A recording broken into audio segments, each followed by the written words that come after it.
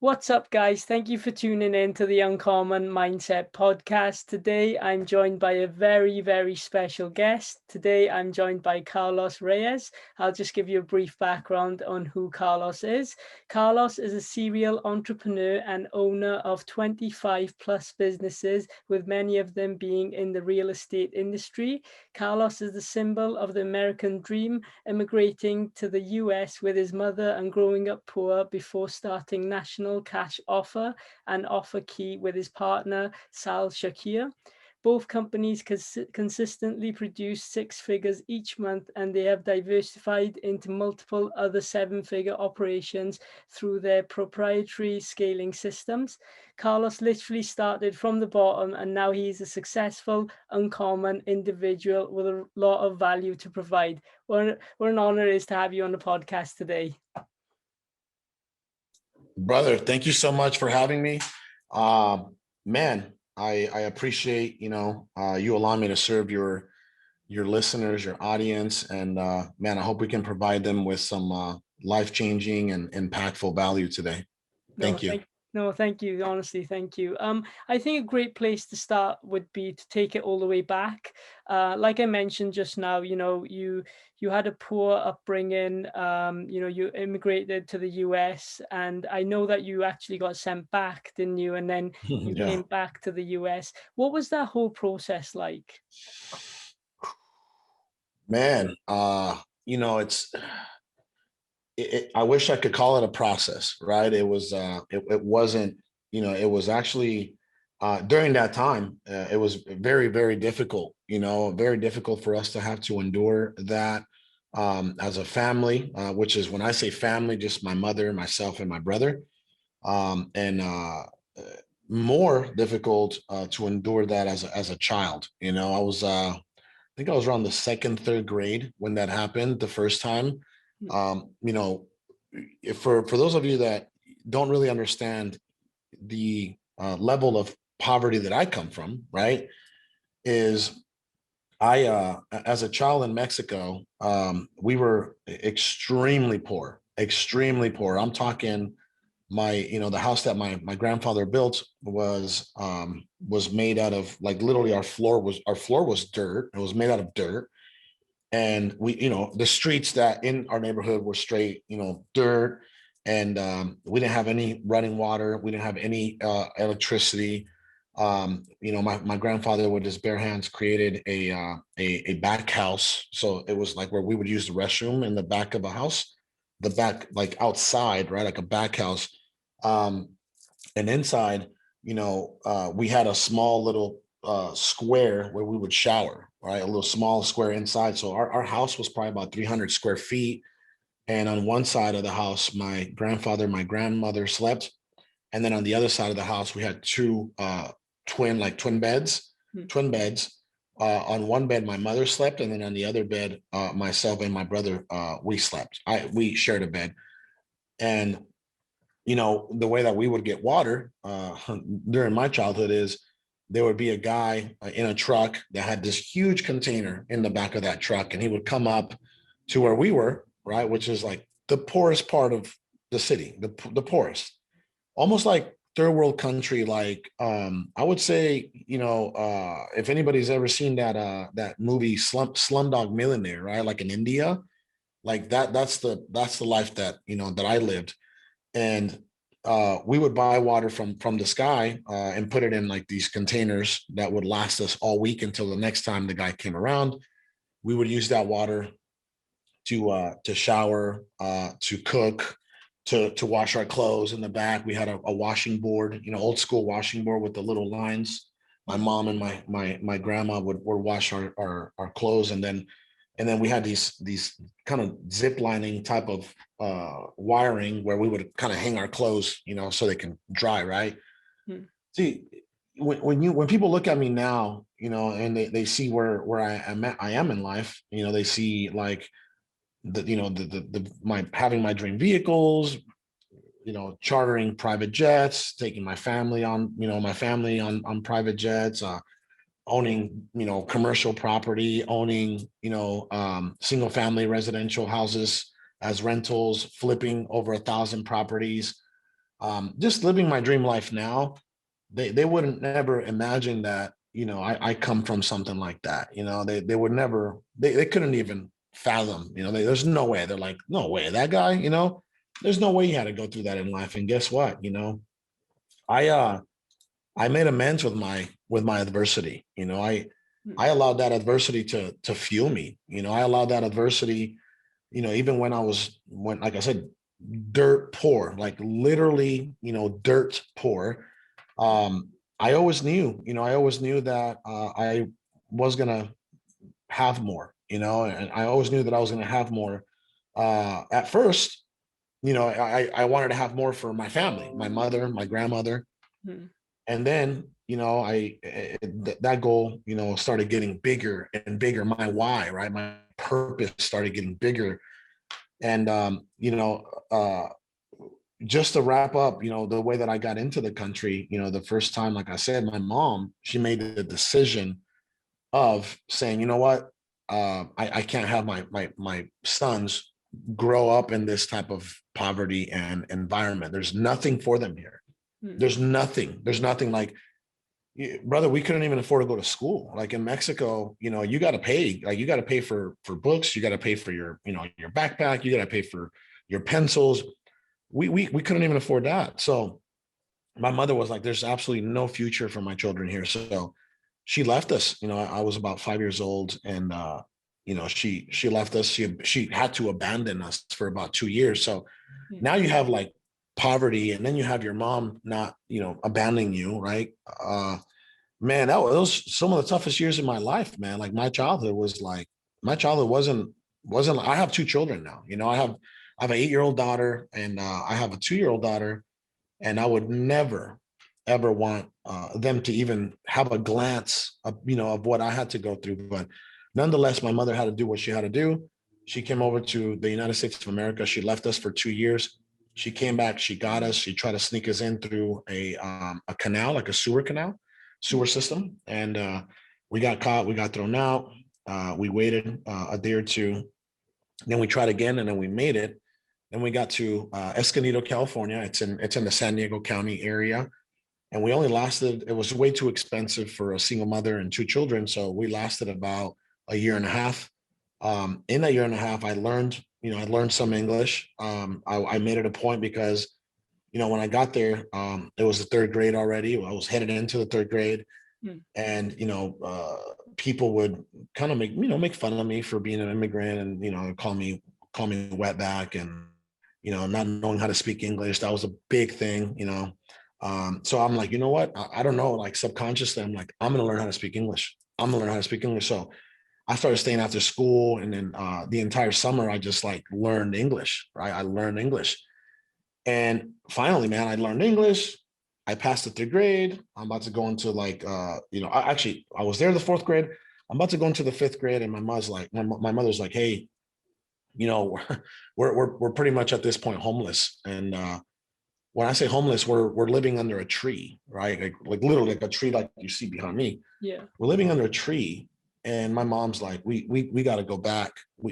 I can't afford another place. We got to go back to Mexico. So at that point, man, it's like, you had all those years of sacrifice, like, me not being with my mother, and it's like, it's all for nothing at that point, because it's like you failed, right? You failed, and you got to go back. Well, we go back, and my mom, being the warrior that she is, the visionary, she says, hey, we're not going to stay here very long. And I was like, what does that mean? She's like, well, I'm going to get, she says, I'm going to get a job cleaning hotel rooms at the resort. You're going to get a job bagging groceries, and we're going to save up our money, and we're going to try this again.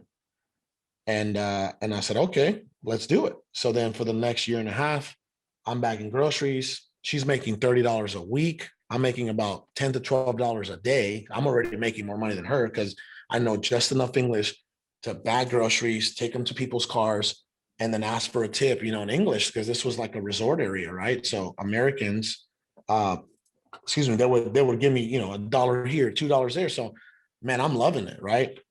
I'm like, at that age, I'm in the fifth grade, and I'm the highest earner in my family already in the fifth grade. I mean, what was I?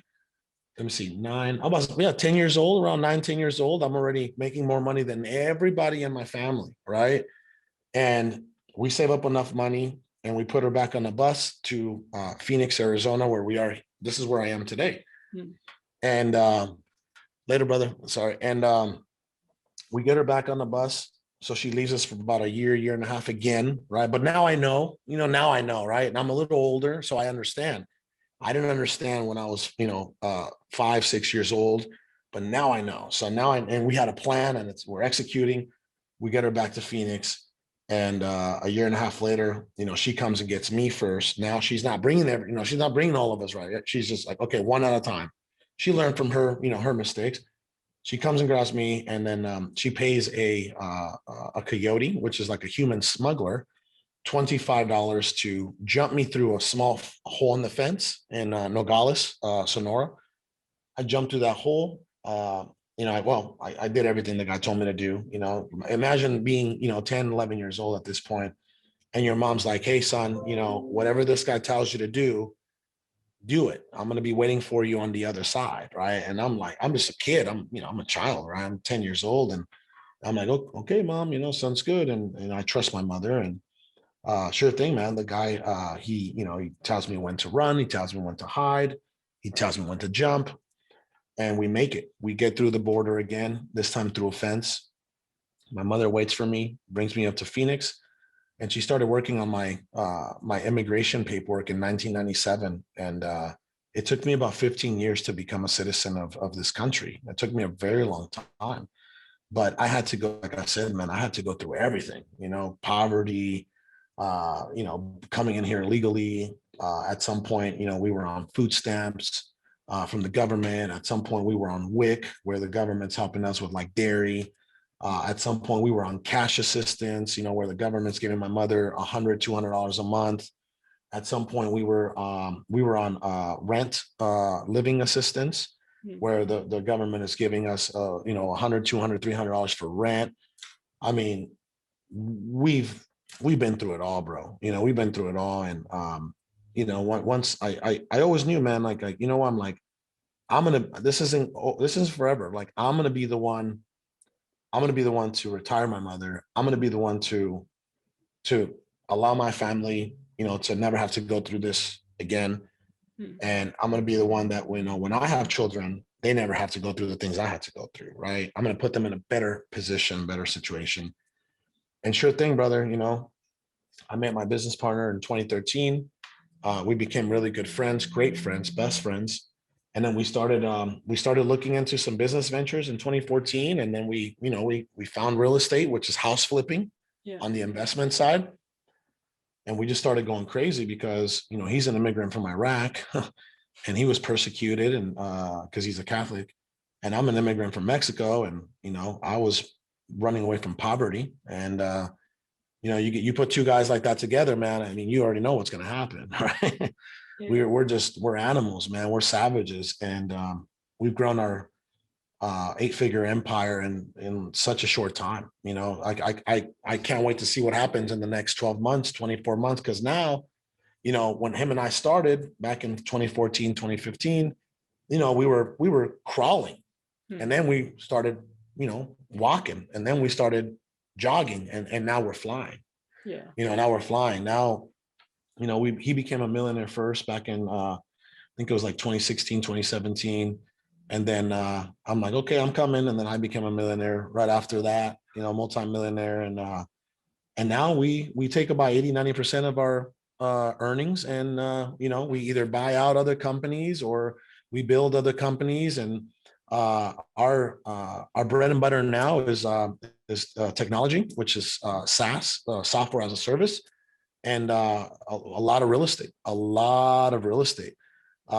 so that's where we are now, brother. And I mean, I'm just blessed, I'm just blessed. No, yeah, your story is incredible. I feel like everyone should be able to hear that story, because when I hear something like that, if I'm having like a tough day or something like that, there are people out there going through through it worse than I am, right? I should stop complaining 100%. And your story is so powerful. It's so inspirational. I feel like, honestly, it's incredible what you've done, what you are doing. Thank you, No, brother.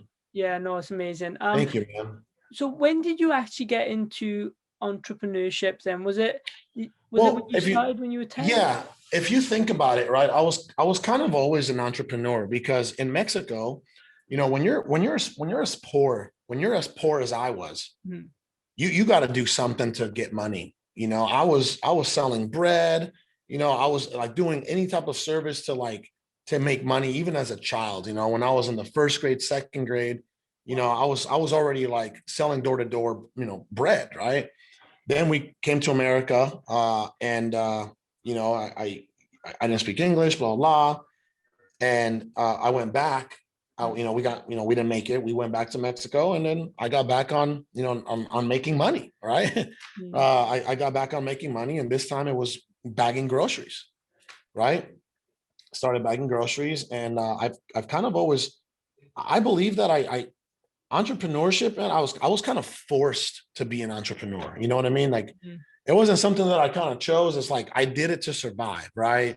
If it wasn't for entrepreneurship, um, God knows where I would be. It literally saved my life. Entrepreneurship saved my life, and it saved the life of my mother and my loved ones, right? So I always had that in my heart, to want to create something. I'm a creator, right? So most entrepreneurs, what they don't understand is we're artists in our own way. We create stuff, like I'll give you an example, like this hat that you see, right? This is for one of my companies. It's called allinnation.com, Such a where great. we help, thank you, brother, where we help other real estate investors around the country. We help them build seven-figure real estate operations, investment companies, right? Hmm. Well, this is something I created. God, family, hustle is our core values. And look at this, is faith. I mean, again, I'm a creator. I love creating. I love creating. I love creating businesses. I love creating money. I love creating product. Entrepreneurs, that's what we are, man. We're creators. And the thing that we create the most is we create solutions to solve problems, Hmm. right? That's what entrepreneurs are. So I had a problem at a very early age. It was the lack of money. It was poverty. So the way that I created a solution for that was to work my ass off. I had to go out there even as a kid, not even knowing it didn't matter. Like, it's just what needed to be done. So that's something that's kind of always been in my blood, man. And I'm glad that I stuck it out. 100%, yeah. And I know when you got into buying houses, you got into a thing called wholesaling, right? Is that Mhm. when like you don't have the money up front, but you still make Yeah, money from flipping houses? What is that process like for the people that don't know what yeah. wholesaling is? So I wrote this book. See, Best look at whole. it. Yep, look at this. Wow, The best incredible. wholesaling book ever. The best wholesaling book ever, right? Is that I online? You can go to bestreibook.com and it downloads for free at no charge. Bestreibook.com. It downloads for free. So instead of you having this physical copy, because you can go get the physical copy, but that if you go to Amazon and buy it, it's like $20. But if you just download it, bestreibook.com, you'll get it for free. And brother, when I tell you that I put a lot of knowledge, a lot of my time and experience into this, Hmm. right? I'll give you an example. Like here, the table of contents, right? So it's like success formula, getting your first deal, free marketing channels, paid marketing channels, walking properties, negotiating with sellers, closing deals. Like I put everything in there. There's no excuses, no excuses. And the reason why I wrote this book is because that's how I started. I bought a $10 book. I couldn't, I was dead broke when I started my journey of real estate. I was dead broke. I didn't have I didn't have a license. I didn't have money. I didn't have credit. Right. And I read this book and I read this book and it was $9.99. It was called Flip by, he became one of my good friends. The author actually became my friend years later because I actually had him speak at one of my events. I threw an event and in October of like 2018 and I had him as a guest speaker, right? Because it was like, man, I read this guy's book and it changed my life. It changed my life. And then I said, you know what? one day I'm going to write my own book, right? Because a book impacted my life so much. I'm like, I think it could impact somebody's life. So the concept of wholesaling, brother, is very simple. It's you finding off market discounted properties, right? You finding these off-market discounted properties through or by motivated sellers, people that want to sell quick, people that want to sell in cash. Like they want cash. They don't want somebody to come in with a loan and they got to wait 45, 60 days. No, they want somebody to come in and pay cash. Well, when you were in the position I was, where I was dead broke, our job, or my job, was to find these people, right? Negotiate with these people, put them under contract. And since I didn't have the money to close on a deal, go find somebody that could close on the deal. I would assign the rights to that property to this person for $10,000, $20,000, $50,000, whatever. And then they actually fund the entire thing because I don't have the money. They fund the entire deal. And when they fund the entire deal, I get a finder's fee, also known as an assignment fee. So that's how I did like my first few hundred transactions before I started buying and rehabbing and flipping property. I did it. It was all hustle, man. It was all hustle. I'm talking door knocking, bandit signs, cold calling, like flyers on windows. I mean, everywhere, whatever I could do that was free, right? Because I didn't have money, but I was very resourceful. I knew how to find these folks, these motivated sellers that needed a quick solution. So I would provide them with that solution, and I would connect the seller and connect the buyer. I would be the middle person. I would get paid, and then boom, they would fund the whole deal. And like I said, man, we made a few of our first few million doing that, until we stacked up enough cash, and we became liquid enough to start, buying. Like we barely wholesale now. It's like we try to buy everything, we try to flip everything, we try to hold everything. So, but that's the concept of wholesaling. It's incredible. Just listening to you, it's like the whole concept of making excuses shouldn't be a thing, right? Like Yeah. excuses are for those people who don't want enough, right? Yeah. I'll give you an example. I posted something earlier today, bro, because that's another thing that I love to do is I love to create content, right? I love to create content because I know that content serves people in some way. Okay. Yeah. So this is what I wrote this morning. I said, you have two choices in life. Choice number one, stay comfortable, stay broke, right? That's right. If you love your little comfortable life, keep it. Just don't complain, right? There's nothing wrong. Be happy. Choice number two, commit to growth. Become comfortable being uncomfortable and watch the rest of your life thrive. I said 97% will not commit to growing, and that's okay. I said, why?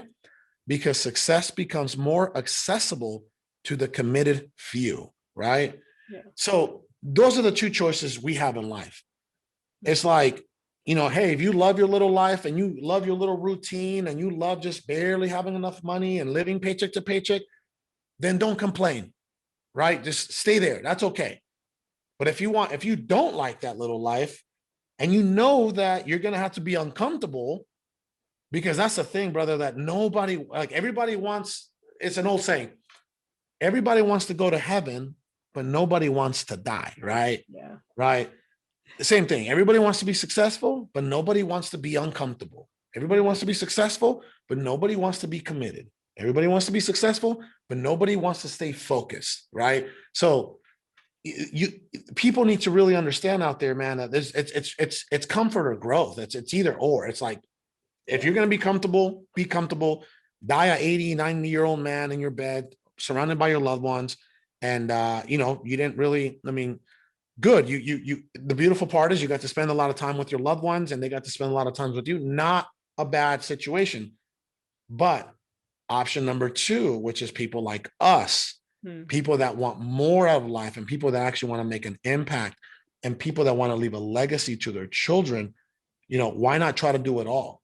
Yeah. Right. Why not try to become uncomfortable and become committed and be committed to growth and be committed to success and become successful. And then spend all the time. Like, there is no shortage of time when it comes to me and my family, right? The first 3 years, yeah, maybe, 3-4 years. But now I don't have to, no one's forcing me to come in. I'm the CEO, I'm the owner, I'm the owner of 31 companies. No one's going to tell me like, hey, where are you at? You need to come to work. You're like, no, I get to choose. Like today, I got here at 11. I'll probably leave here by about 4 o'clock. 11, so 11 to 12, 12 to 1, 1 to 2, 2 to 3, 3 to 4. I'll work 5 hardcore hours and I'm out. I'm back to my family. See, that's the thing. When I had a job, right? When I had a job, which I always abbreviated as just over broke. When I had a job, right? Brother, I was saving, I could only save like $100 every check. Like it was tough, right? But I'll tell you what, I used to work from 7 in the morning to 7 p.m. So not only was I broke, but I didn't get to spend any time with my family anyway. You see what I'm saying? Yeah. So it was worth it for me to spend those few years working my butt off, putting everything on the line, going all in. Because now I get to actually be, successful and have whatever money I want to have and spend as much time with my family as I want. So I'm so blessed to have made the sacrifices early so I don't have to sacrifice anything now. You know what I mean?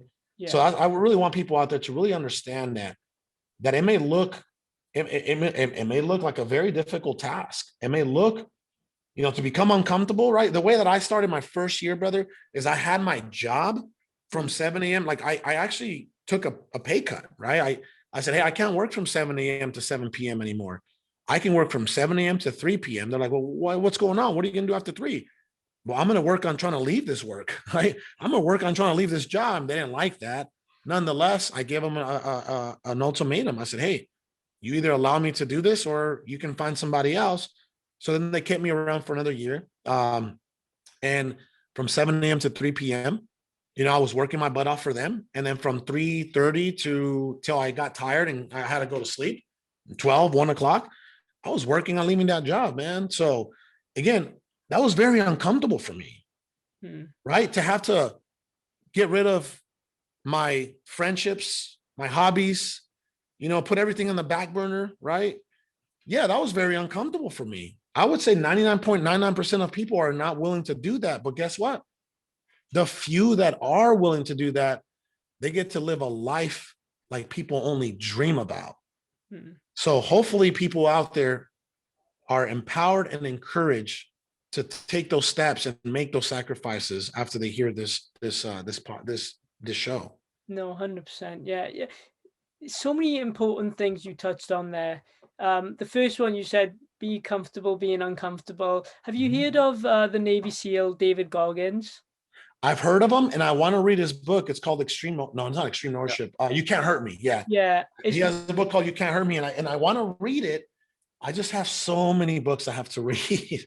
I'll get around to it though. I heard he's a great guy. Yeah, it's incredible. And like he always talks about that be comfortable, being uncomfortable. And he is literally one person that stands out as soon as you said that to me. I really feel like you should go into like motivational speaking. Do you ever do that? Are you? Most of I threw an event 2 weeks ago and I had like 700 and something people come to Phoenix, Arizona. It was beautiful. And I think I'm going to switch my message, my signature talk. I'm going to switch it from kind of real estate teaching to, inspiration, motivation, Yeah. I think that's where my passion is. Like I love real estate and I love the freedom that it's been able to provide.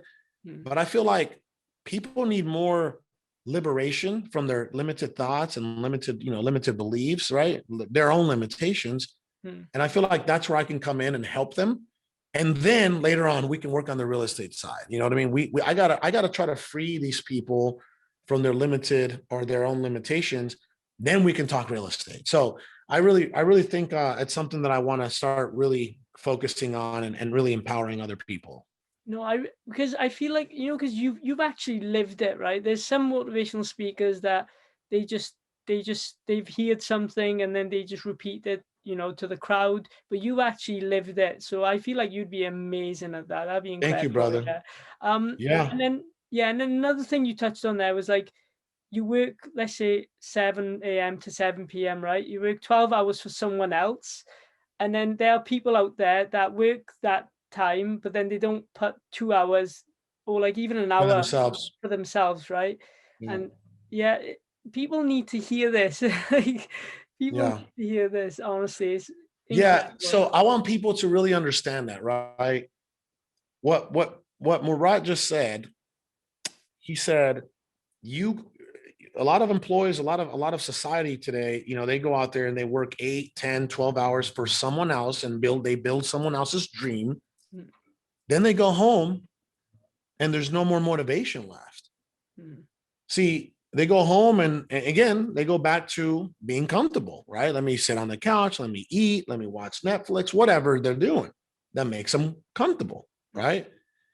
Well, unfortunately, it's not a good strategy for anybody to work 8, 10, 12 hours building somebody else's dream and then go home and not work on yourself at all, mm, right? But again, this message is only for the people that want more, like they want to maximize on their potential. There's nothing wrong with you being a mediocre, you know, comfortable, non-motivated person. There's nothing wrong with that. That makes up 97% of society. So yeah. you're not different than anybody, and there's nothing wrong with it. But if you are part of that 3%, then you better really get going now. The sooner you start, the better. If there's one thing I can do for myself, something I can do all over again, is I would have started a little bit sooner. I would have started a little bit sooner. But nonetheless, I just want to encourage everybody out there to start, right? Just start and be committed. Just give yourselves, you know what? I'm going to be committed to this, to whatever this is, right? Whether it's, a car dealership, a real estate company, whatever, right? Whatever it is. I want you to really be committed for 6 months and no distractions, no excuses, right? And watch what happens. Mm, Watch what happens. Right. You'll never go back. Like once your body's like, I need more of this. I need, it just becomes a habit at that point. It becomes a lifestyle. yeah. So I really hope that, the people that are listening out there, man, like just give yourselves, it's worth, I promise. If you fail, that's okay. You're going to learn something. Mm, And then you're going to want to get back on the horse and you're going to do it better. yeah. And then, but if you fail, right. And you'll become stronger. You'll become tougher. But if you succeed, that right there alone is worth it, worth everything, the sacrifices, like everything. So I really want people out there to start ASAP, man. Start soon. Yeah, just start. Absolutely. Warren Buffett says that about investing. He's like, just start, because he started at a young age as well, right? And it's the same with Yeah. business. It's the same with anything, right? Anything. Yeah. No, it's just incredible just listening to you. I feel like I should be doing more. I feel like I should be doing more than I am. No, it's amazing. Hold on, let me pause you there, Yeah. okay? Because it's not about doing more, it's about you as the Mm, person becoming more, right? Become more. If you become more, you'll be able to do more. You see, wow. there's a lot of people that do more and they don't become more, and then they hit a bottleneck, they hit the ceiling, right? You have to grow as a person. That's what you need to focus on. Focus on becoming more, and you will attract and have more. Remember that. So true. It's so true. No, thank you for that. No, honestly, it's amazing. I feel like a lot of people might look at someone like yourself, right? With these Rolls Royces, the private jets, like you said, but people don't see behind the story, right? It's like with LeBron James, people seeing him win all these, rings and stuff. Championships and yeah, Yeah, money, yeah. but no one sees the hard work that goes on in the All the training, sacrifices, the all the sacrifice. Yeah. all the discipline, right? Mm, Like winning takes a lot of discipline. mm, For him, it was probably like not going out with his buddies to drink, not staying out late, not pursuing women, not doing drugs, showing up to practice at a certain time, right? Being ready, like, taking care of his injuries. Like, again, winning takes discipline, and actually winning requires discipline. Mm. So everybody out there needs to know that discipline is literally the first step into what potentially could be freedom. Discipline, it starts with discipline, because then discipline leads you to changing your habits. And then once you have discipline and you have changed your habits, then that leads you into a true life-changing lifestyle transformation.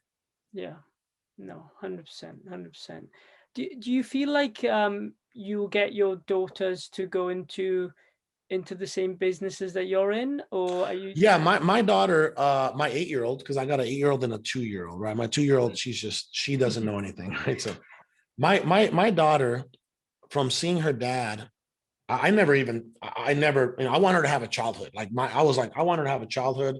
Mm. I'm not gonna, do anything that's gonna, derail that. Mm.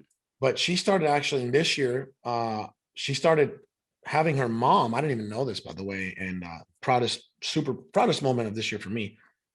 Her mom started buying her like these little $2 like toys. Yeah. They're like these little push things, like plastic, and you push them. And she started selling them at school for $5. My 8-year-old. So she's making about $90 to $120 every single week.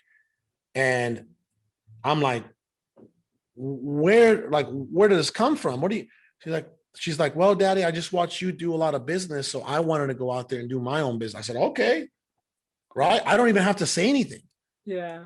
Hers, like, the man, the best example you can give your children is demonstration, like actually doing it, demonstrating, without even having to say anything. So I believe my my daughters are gonna, eventually do something in that realm of entrepreneurship or business. Yes.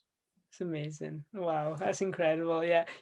I myself have been into flipping items for like 4 or 5 years.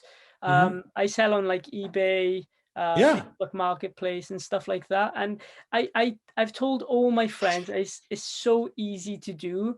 Like you have so much money just laying around your house or anything like that. Just sell it Mhm. on, because a lot of them, Mhm. they complain. They're like, oh, I don't have enough money, or things like that. I'm like, well, there's ways to make money. Money's out there for everyone, right?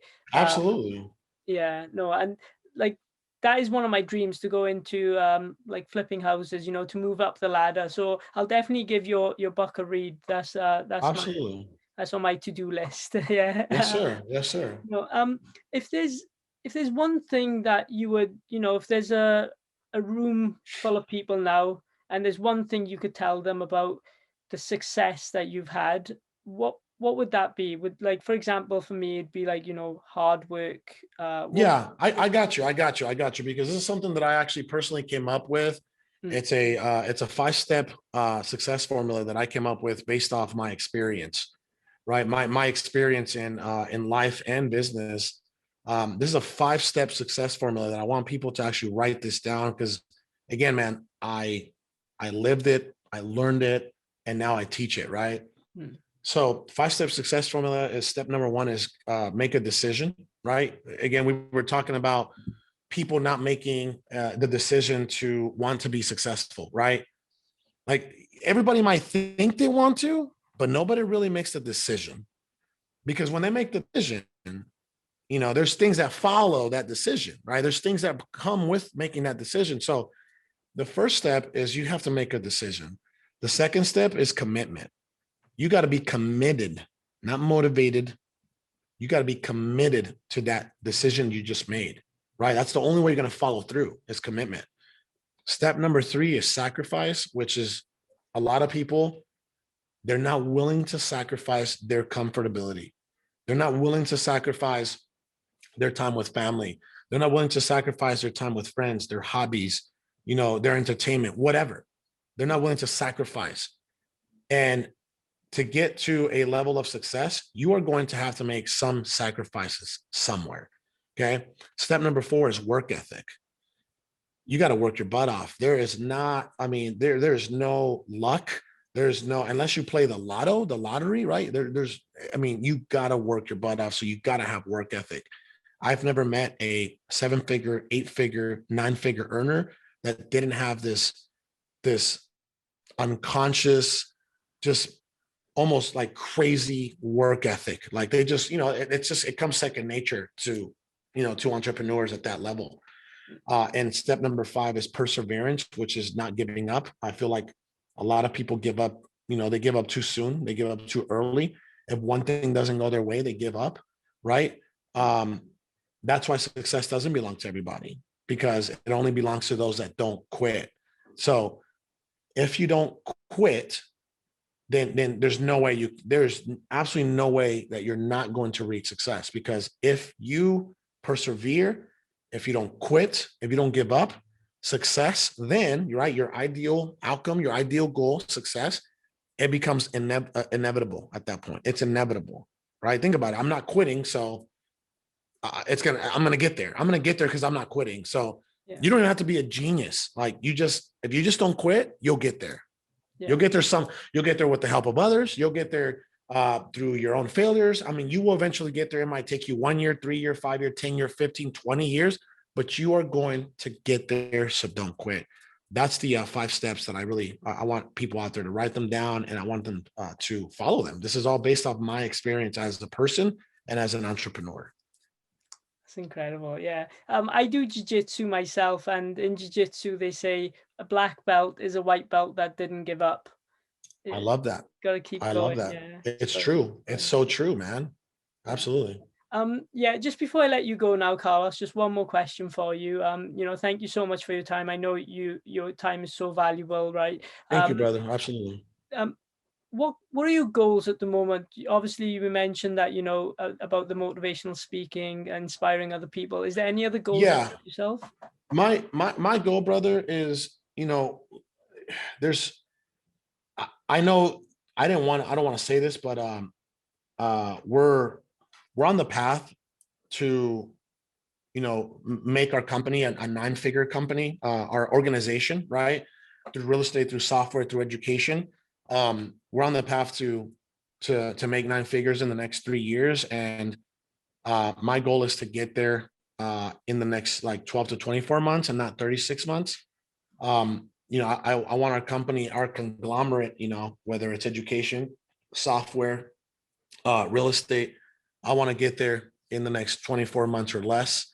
And right now, that's what I have my eyes on, because people out there need to understand, like, I'm not a guy who's motivated by money, but I know that money is freedom. Yeah. Money is freedom. And money, if you're a good person and you have a lot of money, you can serve the world at a much higher level. So that's my goal, brother, is to get to the 9-figure mark here in the next 24 months. Amazing. And I believe that you're going to do it 100%. No, thank you so much, Carlos. Honestly, your story is amazing. I hope that, people tune in. I hope that people listen to this and get inspired like myself. What I'll do is I'll leave the links to your books down below as well in the description, so people can go and check them out.